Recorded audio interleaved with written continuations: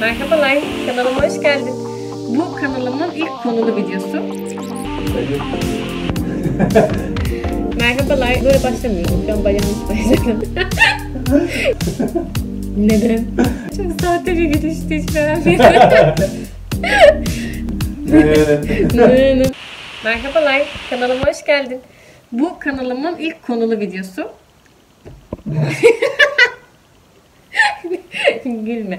Bugün sizlere Hollanda'ya gelebilmek için Türkiye'de neler yapmanız gerektiğinden bahsedeceğim. Öncelikle tabii ki Hollanda'ya gelmek için bir bağlantı oluşturmanız, yani bir neden sunabiliyor olmanız gerekiyor ve Türkiye'den çok sıkıldım bir neden değil. Bu kabul edilmiyor henüz. O yüzden buraya gelmek için başka tabii ki bir sürü yol var. Bunlar Ankara Anlaşması ile gelebilirsiniz. Öğrenci olarak gelebilirsiniz. İşte üniversite, işte dil kursu, yüksek lisans, doktora falan gibi şeyler için. Manita bulup gelebilirsiniz. Manita bulup gelebilirsiniz. Bu da bir tabii seçenek. Son olarak da bizim geldiğimiz gibi buraya MVV vizesiyle, yani kalifiye göçmen olarak gelebilirsiniz. Biz diğer süreçlere tam olarak hakim olmadığımız için kendi kısmımızı anlatacağım bugün. Buraya kalifiye göçmen olarak gelebilmek için tabii ki önce kalifiye göçmenlik için uygun bir mesleğiniz olması gerekiyor ve o mesleği burada yapmak için bir iş bulmuş olmanız gerekiyor. İşinizi bulduktan sonra dikkat etmeniz gereken iki tane temel şey var. Birincisi, burada 30 yaş altı ve 30 yaş üstü olmak üzere ve diğer bazı koşullara bağlı olarak, işte mesela yüksek lisans yaptınız mı, işte eğitim durumunuz ne falan gibi farklı koşullara bağlı olarak alabileceğiniz minimum bir maaş tutarı var. Bununla ilgili bulabilirsek link ekleyeceğiz. Bunun dışında almanız gereken o minimum yıllık brüt maaşı zaten sağlıyor olmanız gerekiyor, ama yani şirket zaten sizi buraya, yani Hollanda'ya getirmeyi planlıyorsa en az zaten onun kadar verecektir. Çünkü zaten vermiyorsa getiremez ve bunu biliyorlar. Yani o yüzden büyük ihtimalle brüt maaşınız zaten buna denk gelecek. Ama bunun şöyle bir etkisi var. 30 yaşın üstüne çıktığınız anda maaş daha yüksek olması gerektiği için ve bu bir zorunluluğa dönüştüğü için genelde 30 yaş altı insanları almaya çalışıyorlar ve bu bir avantaja dönüşebilir sizin için 30 yaşın altındaysanız. İkinci olarak da %30'luk bir indiriminiz var. O da ne? İndirim gratis. Gratis var. %30'luk bir gratisiniz var. O da eğer buraya kalifiye göçmen olarak geliyorsanız sadece ilk 5 yılınızda geçerli. Aldığınız aylık brüt maaşınızın %30'u vergiye girmiyor. Bu da size işte atıyorum maaşınızdan işte 300-500 euro fazladan bir para cebinize geçmesini sağlıyor. Aslında çok büyük bir para yani bakılınca. Bir de böyle bir indiriminiz var. Onu da takip etmeniz, işte sonra Hollanda'ya gittiğinizde bu indirimi alabilmek için başvurular falan yapmanız gerekiyor. İşinizi bulduktan sonra bir iş kontratı imzalıyorsunuz ve burada bir işe başlama tarihiniz olacak. O tarihe kadar bu süreçleri halletmeniz ve Hollanda'ya gitmeniz bekleniyor.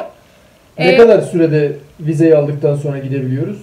3 ay içinde. Çok ileride sordum. Çok ileride sordum. Tamam, geri pardon.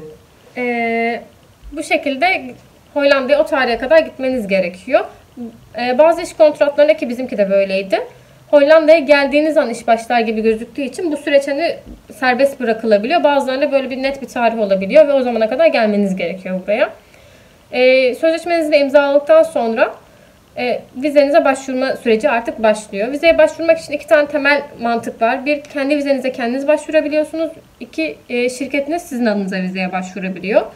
Her şirket bunu yapabilecek konumda olmuyor gibi söyleyeyim. Bazı şirketlerin sadece dahil olduğu IND'de, yani onların göçmenlik ofisinde bir bölüm var. Yani bir şey gibi bu. Yani çok yurt dışından eleman getirenler birliği gibi bir yer var.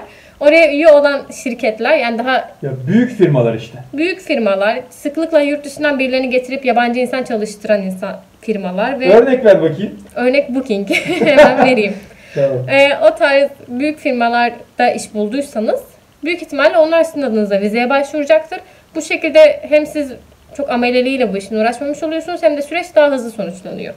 Ama daha küçük ölçekli bir şirkete gidiyorsanız ya da işte bu dahil değilse, yani bu derneğe, bu oluşuma dahil değilse sizin kendiniz kendi adınıza başvurmanız gerekiyor.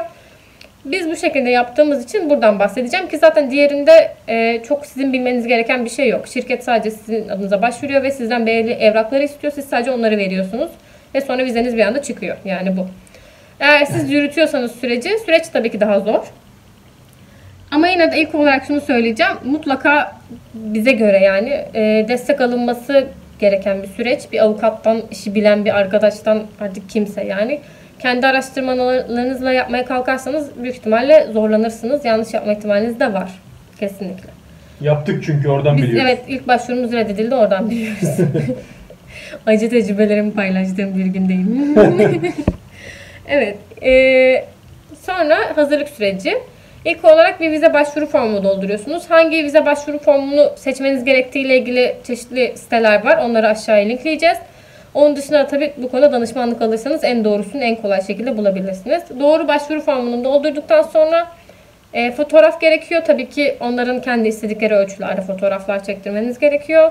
Bol bol pasaport fotokopisi. Doğum belgeleriniz, bunların da işte epostilli olması, işte bilmem ne onaylı olması falan gibi. Epostil mi? Epostil değil miydi? Yanlış mı söyledim? Reçineye benzeyen bir şey.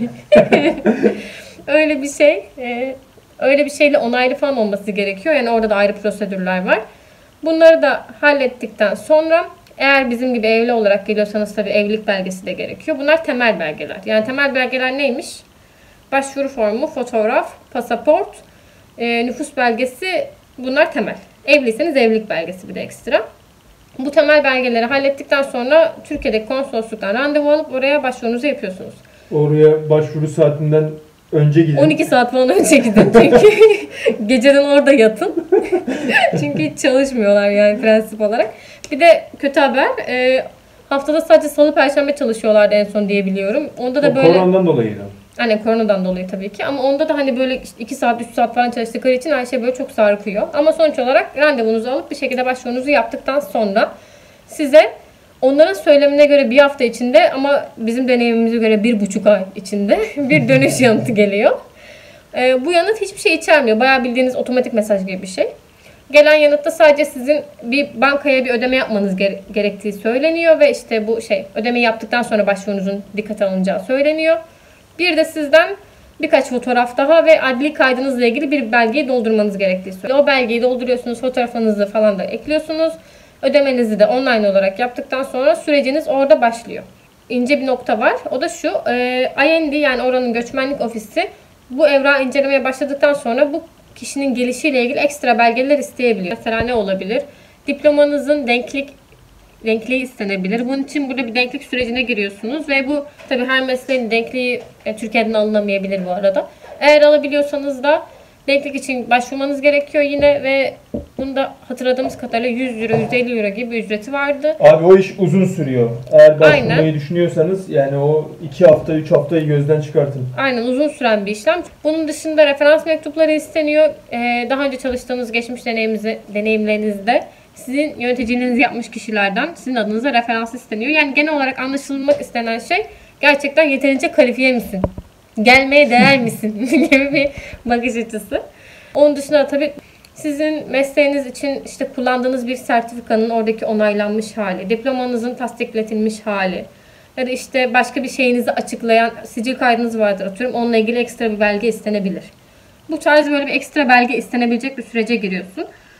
Ve bu süreçte çok hızlı olman gerekiyor. Çünkü IND eline aldığı dosyayı böyle 10 gün içinde bir karara bağlamak istiyor. Yani o yüzden sen o evrağı eğer hazırlamadıysan evrak istendiği anda hazırlayıp onları götürmeye yetiştiremeyebilirsin. Hatta imkansız. Yani senden atıyorum bir diploma tasdiği istendiğinde ki noter onaylı olması gerekiyor. Bunu asla bir hafta 10 gün içinde yapıp oraya gönderemezsin. Çünkü zaten posta Hollanda'ya 10 günde gidiyor. Yani o yüzden bu evrakların önceden hazırlanmış olması gerekiyor. Ve bunları tahmin edebilecek, yani neyin gerekebileceğini tahmin edebilecek bir bilgili avukat ya da işte danışman gibi bir karaktere ihtiyaç var o yüzden. Bu evrakları tamamladıktan sonra vizenizin onaylandığı ile ilgili bilgi alıyorsunuz. Daha sonrasında yine konsolosluğa gidiyorsunuz. Pasaportunuzu verip vizeyi o pasaportunuza işletiyorsunuz. Bu çok kısa bir süreç. 2-3 gün falan süren bir işlem. Elinize pasaportunuzu aldıktan sonra oradaki vize tarihi neyse ondan 3 ay içinde Türkiye'den çıkmak zorundasınız. Ondan sonraki 3 ay içinde. Eğer çıkmazsanız bu süreci baştan başlatmak zorundasınız. Ve son olarak yapmanız gereken şey buraya gelmeden önce hazırlığınız için gerekli olan yani ne aldıysanız işte ne hazırladıysanız hangi belgeleri topladıysanız onların fotokopilerini alıp mümkünse alabilirsen birkaç tane alıp onları güzelce arşivleyip dosya yapmak. Çünkü bazı belgelere burada ihtiyacınız oluyor. Ve bizim mesela dosyamız şekil 1A. Her yere bununla gidiyoruz. Kolay oluyor. Dosyam olmadan markete gidemiyorum bir şey sorarlar diye. Her şeyinizi böyle tek tek diziyorsunuz ve burada bir şey tekrar almanız gerekmiyor. Kötü senaryodan bahsediyorum. Eğer buraya geldiğinizde de evraklarınız eksikse ne oluyor? Burada evraklarınızı tekrar tamamlayabiliyorsunuz. Bunda bir sıkıntı yok. Konsolosluktan yapılıyor. Aynen, buradaki konsolosluktan yapıyorsunuz ve ücretli oluyor ama bunları Türkiye'den alırken bedava. Bedava Beleş. olduğu için Türkiye'den alıyoruz. Buraya getiriyoruz tabii ki de. Bütün bunları tamamladıktan sonra artık kendi işlerinize dönmenin vakti geliyor. Toparlanma, işte evinizi, arabanızı satın, ne yapacaksınız yapın, öyle şeyleri yapma sürecine başlıyorsunuz. Burada en önemli şeylerden biri bence artık, yani korona dönemi için ev. Çünkü yani normalde insanlar daha böyle hani bir hafta otelde kalırım işte. Airbnb yaparım. Aynen 10 gün Airbnb yaparım falan gibi bakıyor ama şu anda birçok ülkede bir sürü şey yasaklı vesaire olduğu için ev çok önemli bir hale geldi bence. Mutlaka kalacağınız yeri en az bir aylık ayarlayın. Biz ev tutup geldik. Bundan başka bir videoda bahsedeceğim. Yani siz ev tutmak zorunda değilsiniz ama en azından bir aylık bir kalacak yerinizi bence mutlaka ayarlayın.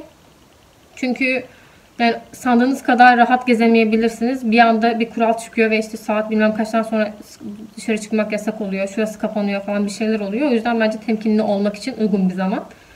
Evinizi de ayarladıktan sonra artık sadece kendinizi toplanıyorsunuz vesaire. Son bir haftaya geldiğinizde korona testleri zamanı başlıyor. Son 72 saat içinde alınmış korona testi gerekiyor. Bunun için Avrupa onaylı bir test merkezinde bunu yaptırmanız gerekiyor ve bunun fiyatı 250 TL. Bunu niye söylüyorum? Çünkü zaten bu maksimum fiyatmış ve herkes aynı parayı istiyor yani. Herkes tavan fiyatı uyguluyor. 250 lira.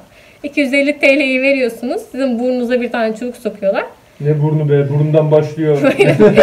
Ciğerimde hissettim. Burnundan başlıyor. Evet. Ayağından çıkıyor. Öyle bir çubuğu sokuyorlar. Akşamına sonucunuz geliyor erken yaptırdıysanız testi.